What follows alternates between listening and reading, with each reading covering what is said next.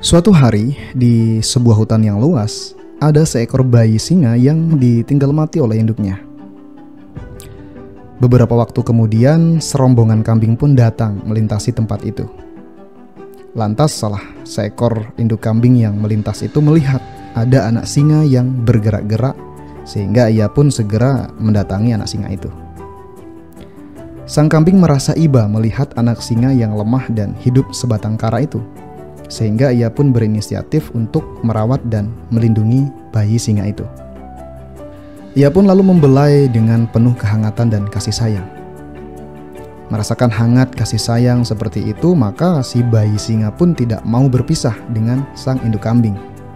Ia terus mengikuti kemana saja induk kambing itu pergi. Dan jadilah ia bagian dari keluarga besar rombongan kambing itu. Hari berganti hari, anak singa tumbuh dan besar dalam asuhan induk kambing. Ia menyusu, makan, minum, bermain bersama anak-anak kambing lainnya. Tingkah lakunya juga persis layaknya seekor kambing. Bahkan anak singa yang mulai beranjak besar itu pun mengeluarkan suara, layaknya suara kambing. Ia merasa dirinya adalah kambing. Tidak berbeda dengan kambing-kambing lainnya. Ia sama sekali tidak pernah merasa bahwa dirinya adalah seekor singa.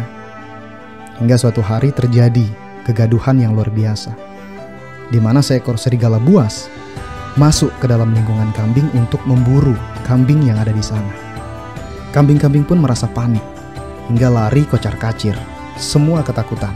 Induk kambing yang juga ketakutan lalu meminta anak singa untuk menghadapi serigala. Tapi anak singa yang sejak kecil hidup di tengah-tengah komunitas kambing itu justru ikut ketakutan dan malah berlindung di balik tubuh induk kambing. Singa berteriak sekeras-kerasnya dan yang keluar dari mulutnya adalah suara kambing, bukan auman singa. Anak singa tidak bisa berbuat apa-apa ketika salah satu anak kambing yang tak lain adalah saudaranya itu diterkam dan dibawa lari oleh serigala. Anak singa itu merasa sedih karena ia tidak bisa berbuat apa-apa. Dan pada saat yang bersamaan, tiba-tiba seekor singa dewasa muncul dengan auman yang dahsyat. Semua anak kambing ketakutan. Anak singa itu juga ikut takut. Sementara sang serigala lari terbirit-birit. Saat singa dewasa hendak menerkam kawanan kambing, ia terkejut. Di tengah-tengah kawanan kambing itu ada seekor anak singa. Beberapa ekor kambing pun lari, dan anak singa itu langsung ikut lari juga. Singa dewasa masih terheran. Ia bingung kenapa anak singa itu lari mengikuti kambing. Ia mengejar anak singa itu dan akhirnya anak singa itu tertangkap. Anak singa meronta-ronta dan berteriak dengan keras. Suaranya bukan auman, tapi seperti suara kambing. Sang singa dewasa heran bukan main. Bagaimana mungkin ada anak singa bersuara kambing dan bermental kambing? Dengan geram, ia menyeret anak singa itu ke tepi danau. Ia harus menunjukkan siapa sebenarnya anak singa itu. Begitu sampai di danau yang jernih, ia meminta anak singa itu melihat bayangannya sendiri, lalu membandingkan dengan singa dewasa. Begitu melihat bayangan dirinya, anak singa itu terkejut. Oh, rupa dan bentukku sama dengan kamu, sama dengan singa, si raja hutan. Ya, karena kamu sebenarnya anak singa, bukan anak kambing. Kamu adalah seekor singa, raja hutan yang berwibawa dan ditakuti oleh seluruh isi hutan. Ayo, aku ajari bagaimana cara menjadi seekor raja hutan, kata sang singa dewasa.